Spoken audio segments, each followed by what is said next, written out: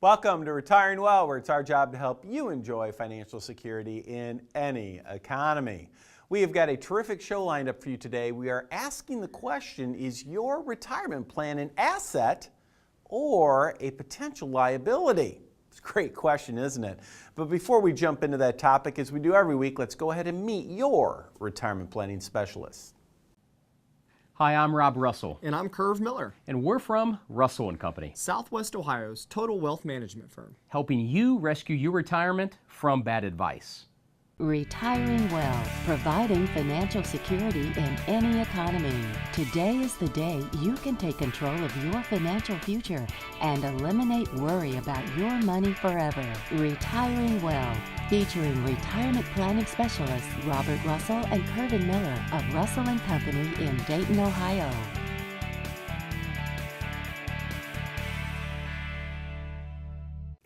This week we're asking the question, is your retirement plan accounts an asset or liability? Probably the best way to describe this is with a little story comparing a couple of hypothetical guys here.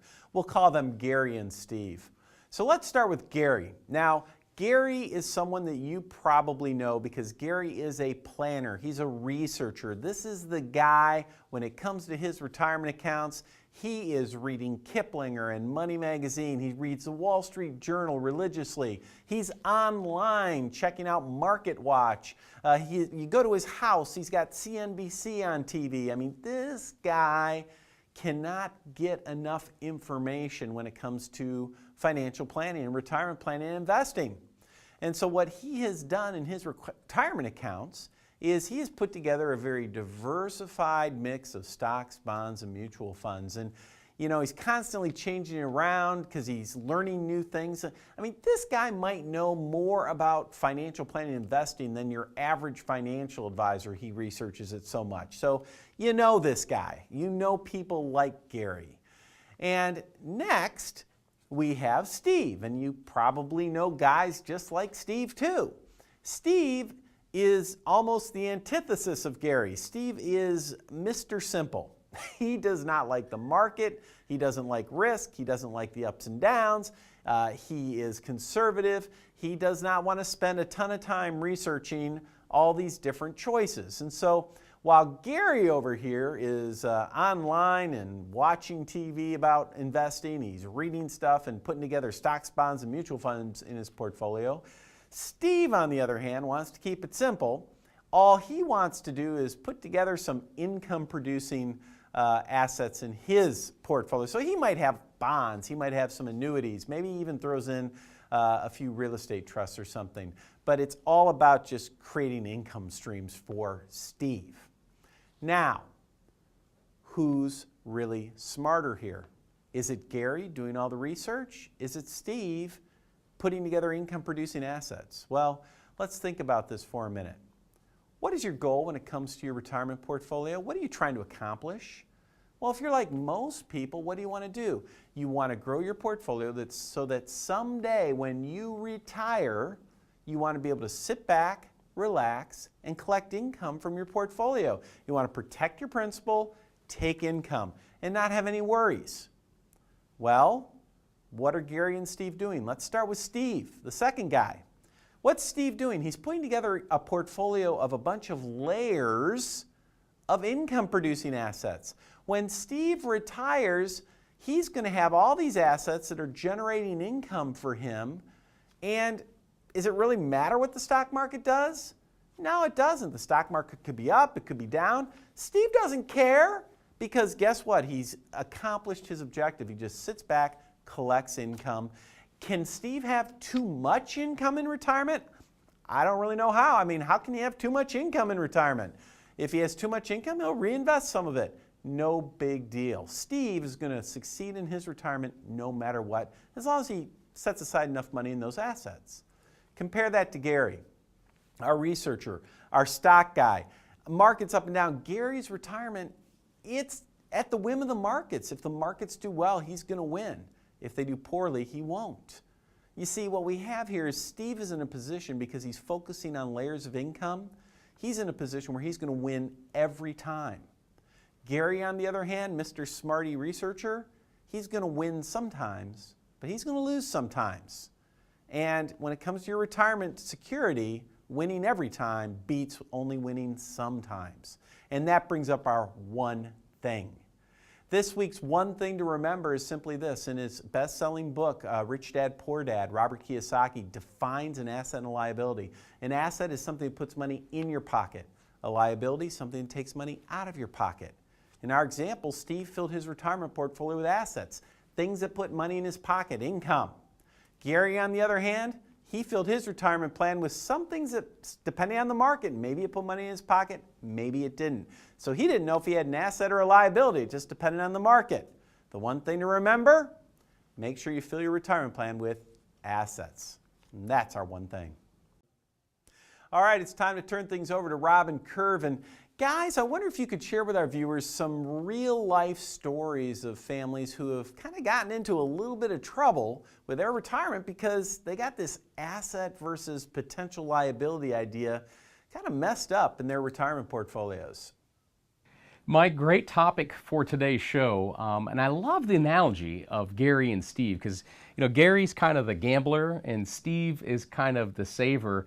Of the two, I really identify with Steve. And I think a lot of our clients and the people that we work with here in Ohio feel the same way, that they're getting to retirement, and how do you position yourself to where you have more assets than liabilities? Isn't that the goal when you hit retirement, is to shed those liabilities? That's why so many people pay off their house, but they don't think about it in the way that you described it when it's their portfolio, and whether they're holding true assets, money, things that put money in their pocket versus liabilities, things that grab money out of their pocketbook.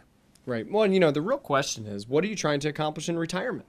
That's the number one question. You've saved all these years. You've sacrificed. You didn't take that trip with the kids. Whatever it was, you sacrificed. You put money in your accounts. Why? What are you trying to accomplish? Most people who are in retirement are going to identify with Steve, somebody who doesn't want as much risk, who can't afford to gamble anymore. So, it reminds me, we work with people all the time. For instance, say they have $500,000 in their account, and they need a 3% withdrawal rate, which is $15,000 a year, just to supplement a pension or Social Security.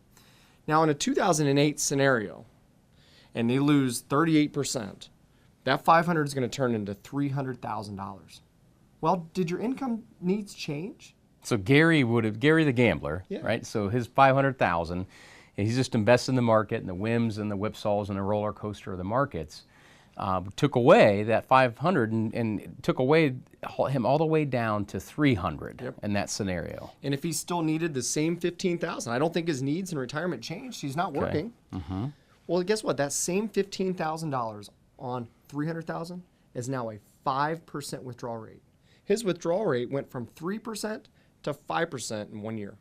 So he's taken out 3% cash flow, but in order to maintain his standard of living and enjoy his life, it has to take out 5% a year, which dramatically compounds the chances of running out of money, which doesn't work well in retirement. Well, think about it. I mean, if he was just earning 3% interest, he was just taking it was all gravy. And then now, guess what? Now he has to make 5% to still make it just gravy. I mean, he's going to have potentially fall behind. Well, that, and what kind of return does it take to get back up to the $500,000, where you can withdraw just the 3% again? See, it compounds against you. Compounding's great.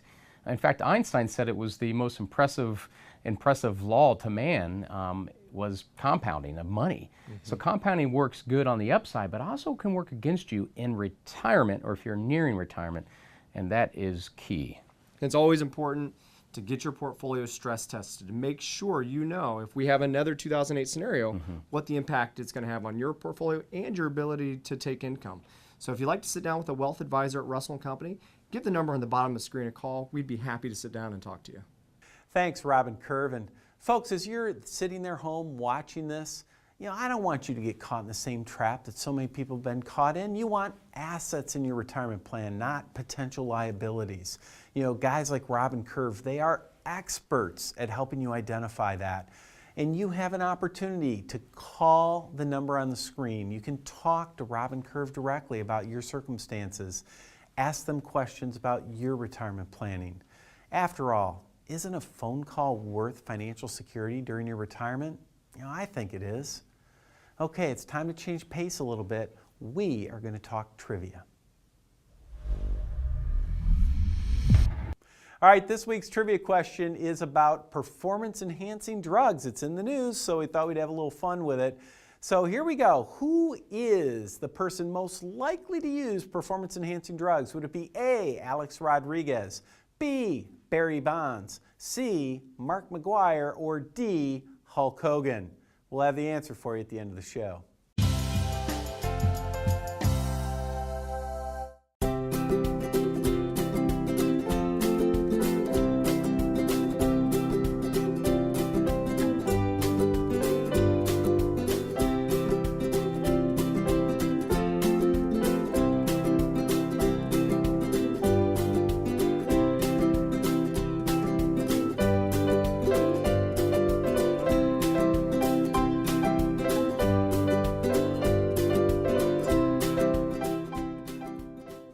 You're on the back nine heading for the clubhouse.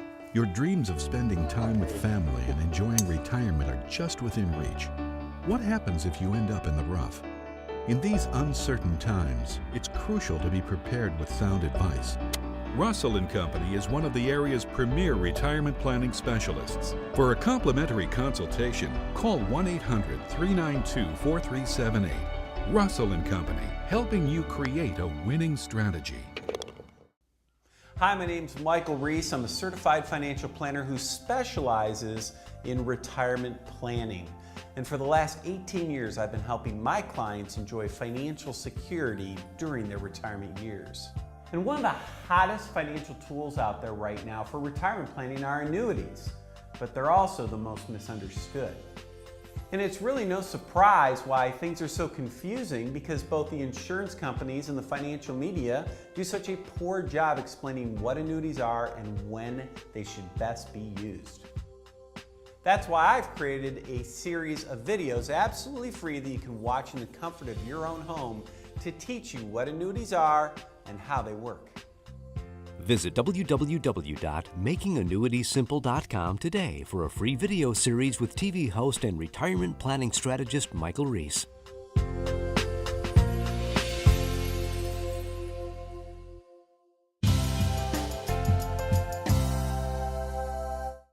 Welcome back. It's time for our question of the week.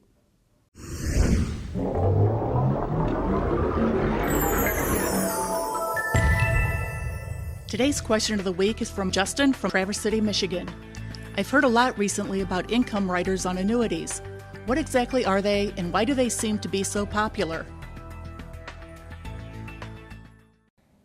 Hi, Justin. Great question. And there's so much confusion about income riders specifically. And annuities themselves, there's really two types of annuities. You have fixed annuities for those people who do not want to risk the principal, and then you have variable annuities who may still want some level of growth, but the principal is not guaranteed. Now, the insurance companies add these extra riders.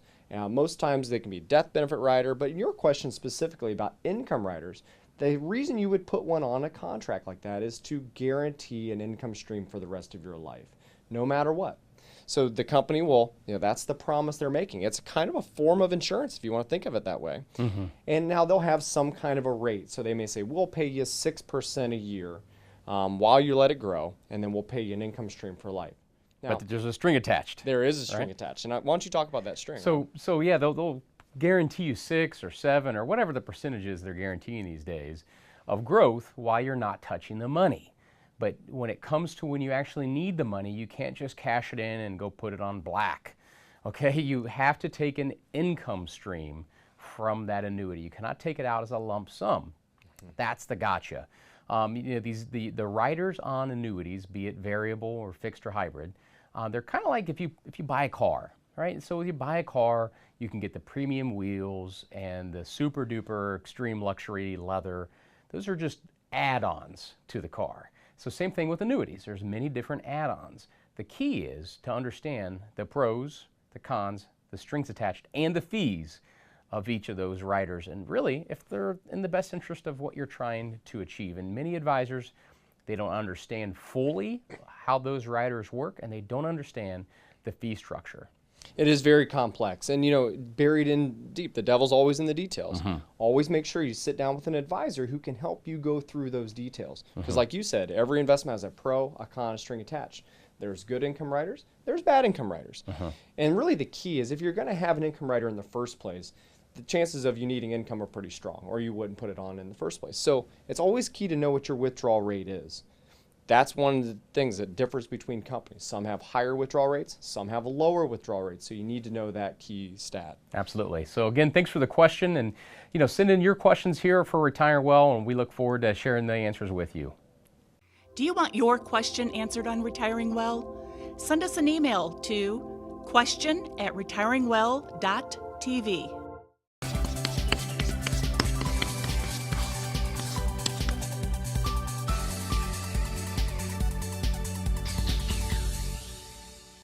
This week in Chalk Talk, I want to dive in a bit deeper on how Robert Kiyosaki in his best-selling book, Rich Dad, Poor Dad, defined assets and liabilities, and how this really applies to the different types of financial tools that you can hold in your retirement accounts.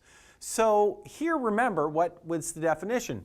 He just said that an asset, and I just love the simplicity of this definition. It makes it so clear. An asset is nothing more than something that puts money in your pocket. That's why I've got a little arrow going up. So we are increasing dollars in your pocket. What is a liability? A liability is an asset that takes money out of your pocket, right? Dollars out. So dollars in is an asset, dollars out is a liability. Pretty simple, isn't it?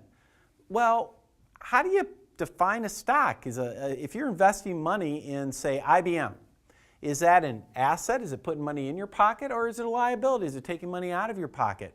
Well, let's see. I think we can all agree that any dividend that a company pays, like IBM, is part of the asset side of the equation, right? So let's do this. Assets, liabilities. Any dividend that IBM would pay, that's part of the asset side, because it's certainly putting money in your pocket. But what about the value of the stock? I mean, the value of the stock might go up, and if it does, then it's an asset. But what happens if your IBM stock goes from, I don't know what it is, 100 a share? What if it goes down to 80 a share? Maybe, I don't know what the price IBM is, but let's say it goes from 100 to 80, and it went down in value. You lost 20%. That kind of took money out of your pocket, didn't it? And I know what you're saying. You're saying, no, not really, because I didn't sell it. You know what? That is a lie. It is a lie that everybody tells themselves. It's complete BS. Bottom line is, if you could have sold that stock for cash today and gotten 100, and then tomorrow you sell it and all you can get is 80, you lost money. I don't care if you sold it or not. Your net worth went down. You lost money, period. Just like you made money when it went up. So a stock, it could be either one of those. Same for a mutual fund. Same as we're learning these days on bonds. You think a lot of bonds, the income from bonds, the interest, that's an asset, but the value, it could be plus or minus. So, anything that could lose money could be a liability to your retirement plan. I believe that your retirement plan, at least your core retirement plans, should be comprised of assets that fall over here, the asset category, accounts that fall in the asset category rather, and things like, solid government bonds, CDs are part of that, maybe real estate trusts, maybe annuities, things that provide dividends, interest, income, things like that. You have layers of income. It allows you to have a terrific retirement regardless of what the markets do.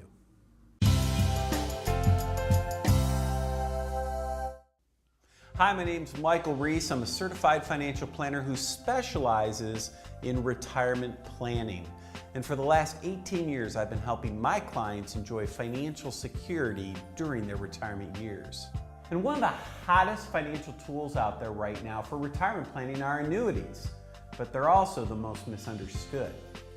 And it's really no surprise why things are so confusing, because both the insurance companies and the financial media do such a poor job explaining what annuities are and when they should best be used. That's why I've created a series of videos absolutely free that you can watch in the comfort of your own home to teach you what annuities are and how they work. Visit www.makingannuitiessimple.com today for a free video series with TV host and retirement planning strategist Michael Reese.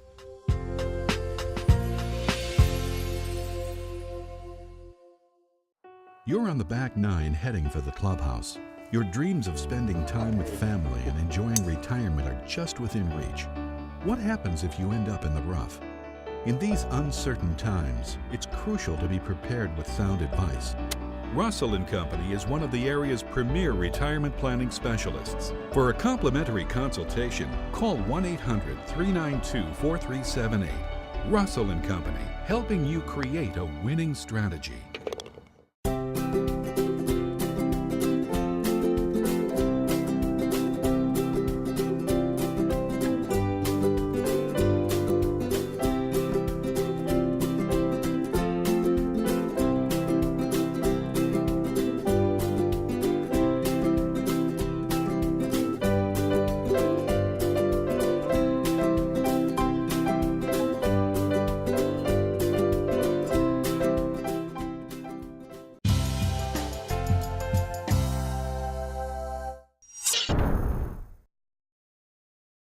All right, welcome back. It's now time for our story of the week. And earlier we were talking about Gary and Steve, and they had very different strategies on what they were trying to accomplish in retirement.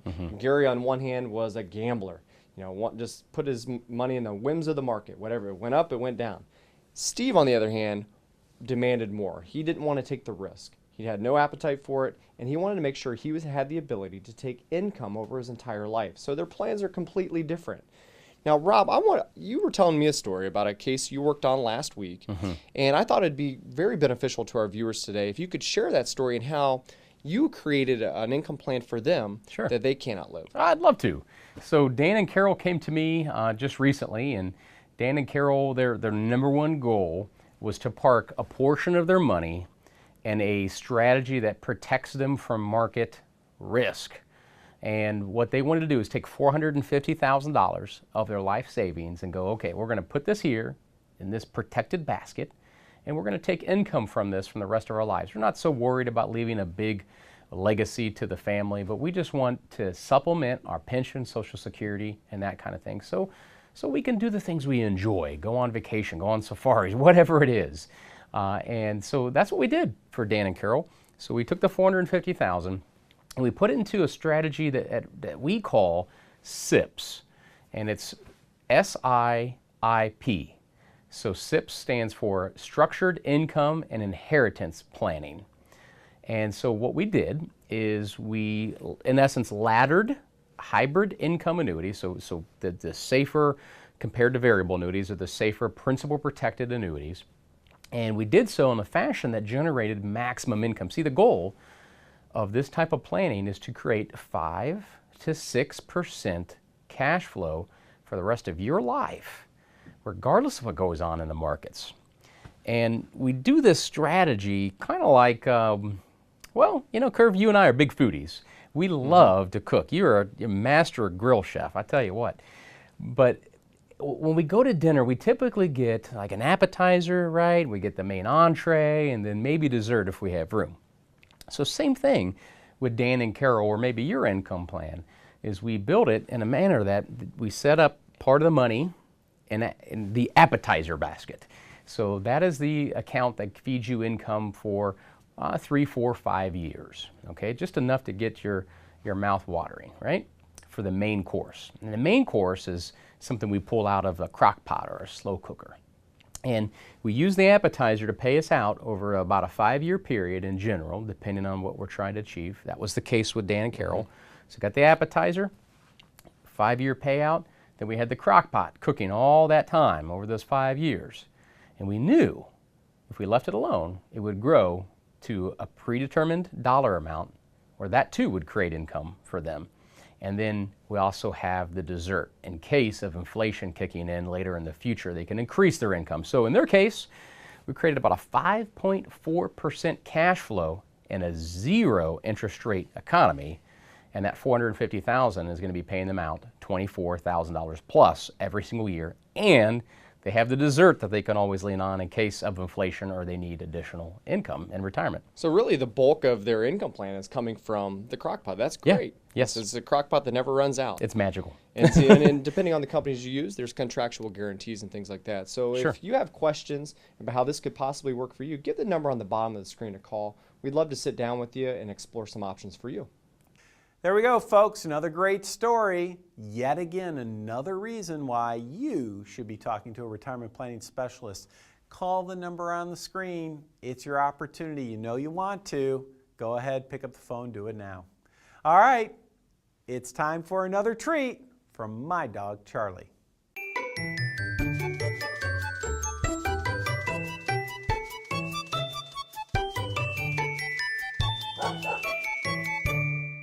This week, my dog Charlie decided he wants to share a picture with you, and well, I have to say I'm a little bit embarrassed because it's a picture of me. Well, there you go, you see it now. There's a picture of me and my son Brendan. He is 15 years old. We have just in this picture completed the half marathon, the inaugural rock and roll marathon, half marathon, in Dublin, Ireland. So actually, myself, my son Brendan, my wife, and my 19-year-old daughter, we all completed it. The best part about this picture is we could hardly walk at this point because we were so exhausted. But you know what? We made it. So we're a little bit proud of that, at least I am. The medal is great. If you're following me, by the way, I'm also going to be running the half marathon in Las Vegas, November 17th. I believe they call it the Strip at night, so that'll be a lot of fun. Anyway, just thought we would share this remarkable accomplishment. Yes, I actually ran 13.1 miles, and you can tell from the picture that I am definitely not taking performance-enhancing drugs like our trivia question answer that will be coming up in a little bit. Alrighty, a little bit of fun with that, but folks, that was a treat from my dog, Charlie.